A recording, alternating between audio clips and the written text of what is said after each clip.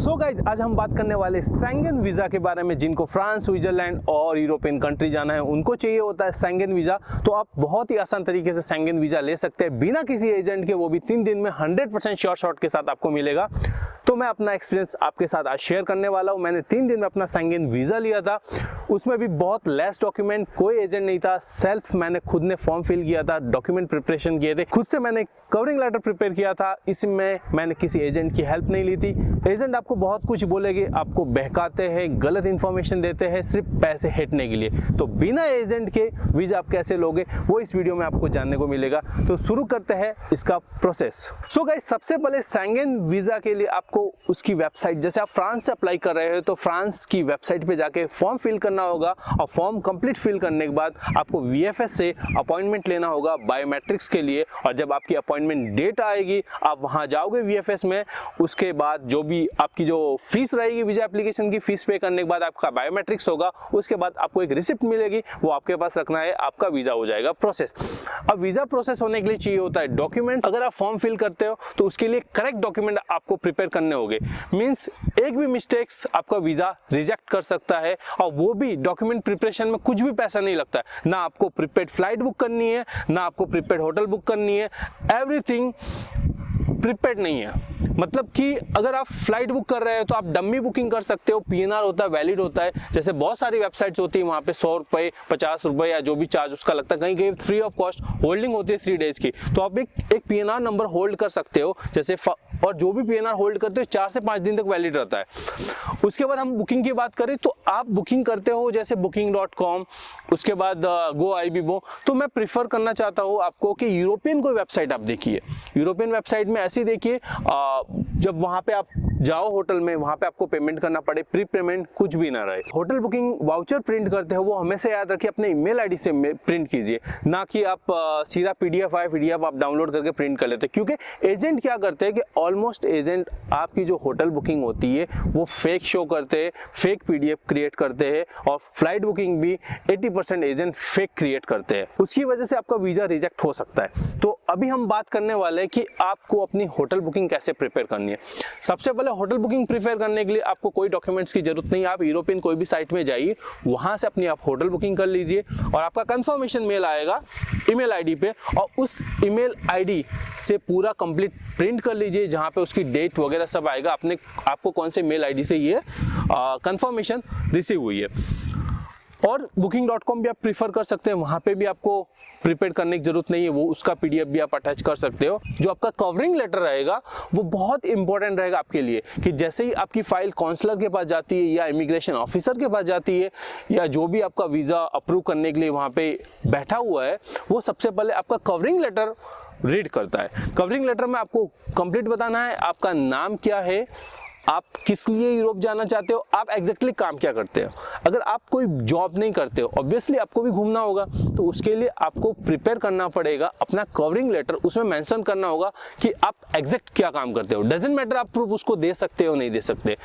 उसके साथ में कवरिंग लेटर में आपको डेट बतानी, कौन सी डेट से कौन सी डेट जाना है, और वापस आप आओगे उसकी श्योरिटी देनी है, आगे वाले को कन्विंस कर देना है शॉर्ट में ही, क्योंकि उस कवरिंग लेटर से ही आपका इंप्रेशन हो जाएगा।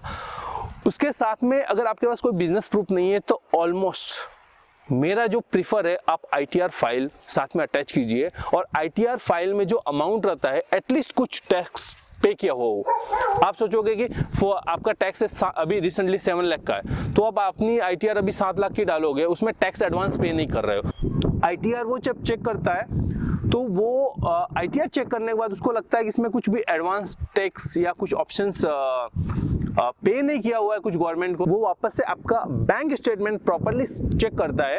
वो पूरा प्रॉपर्ली चेक करेगा एक एक पेज से, क्योंकि आपने एडवांस टैक्स तो पे किया ही नहीं है। स्टार्टिंग में तो बैंक स्टेटमेंट डॉक्यूमेंट के हिसाब से प्रॉपर्ली चेक कर लेगा, ऐसे ठीक है नजर, फिर लास्ट में ITR करेगा, क्योंकि आपके पास बिजनेस प्रूफ नहीं है। और जो बिजनेस प्रूफ वाले हैं तो उनके लिए तो करंट अकाउंट का स्टेटमेंट भी देना पड़ता है, और जो जॉब वाले हैं तो उनको सेविंग अकाउंट में और साथ में सैलरी स्लिप देना पड़ता है। लेकिन जो सेल्फ एम्प्लॉयड है, जो फ्रीलांसिंग वर्क करते हैं, उनके लिए ITR बहुत इंपॉर्टेंट रहता है वीजा एक्सेप्ट होने के लिए।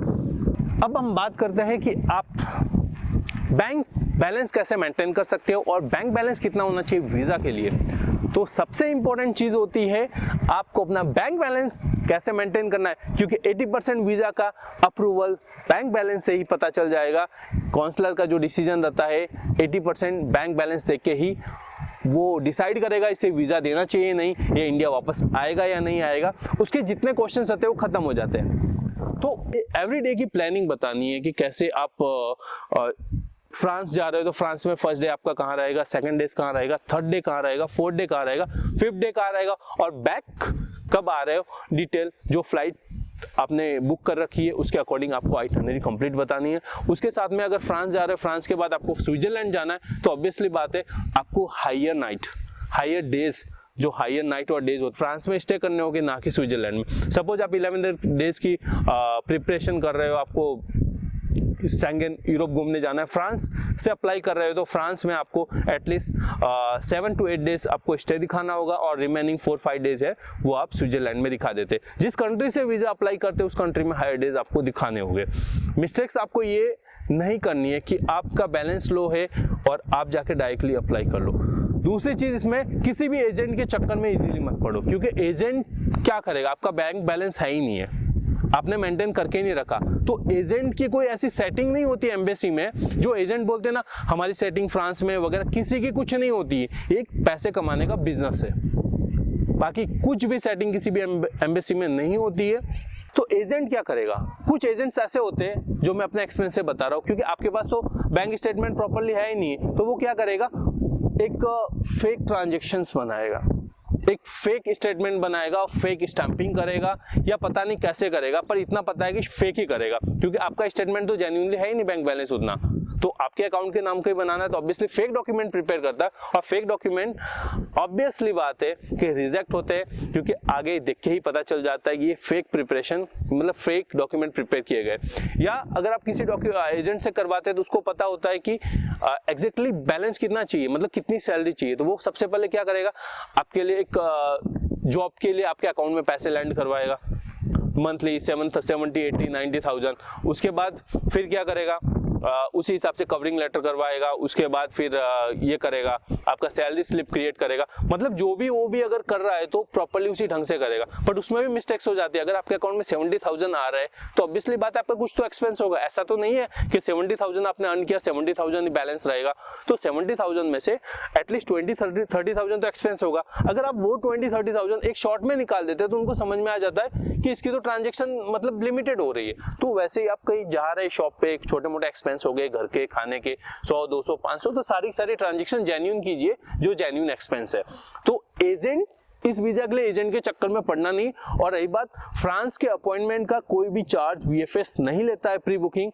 आपको वीएफएस ऑफिस में जाके जब अप्लाई करोगे उसी समय सारी पेमेंट करना है। तो किसी की बातों में मत आइए। आपको अगर किसी भी यूरोपियन कंट्री जाना है तो उसके बारे में पहले 1 महीना स्टडी कीजिए, कौन सी जगह जाना चाहिए, कौन से महीने में जाना चाहिए। ऐसा नहीं है कि किसी का आपने कॉपी कर लिया, पता चला कि यार वो आपने विंटर प्लान कॉपी कर दिया और आप जा रहे हैं समर में, तो ऐसा नहीं। समर के हिसाब से वो टारगेट कीजिए, विंटर में जा रहे हैं विंटर के हिसाब से टारगेट कीजिए, और वो कंट्री डेफिनेटली आप विजिट कीजिए और आपका वीजा श्योर शॉट जरूर होगा। और भी कंट्री के वीजा कैसे आपको लेना है, जो मेरा सेल्फ एक्सपीरियंस है, जो मैंने खुद से अप्लाई किए हैं, उन्हीं के बारे में बताऊंगा। टर्की का भी मैं नेक्स्ट वीडियो में बताने वाला हूं, तो वो भी आप जरूर वीडियो देखना।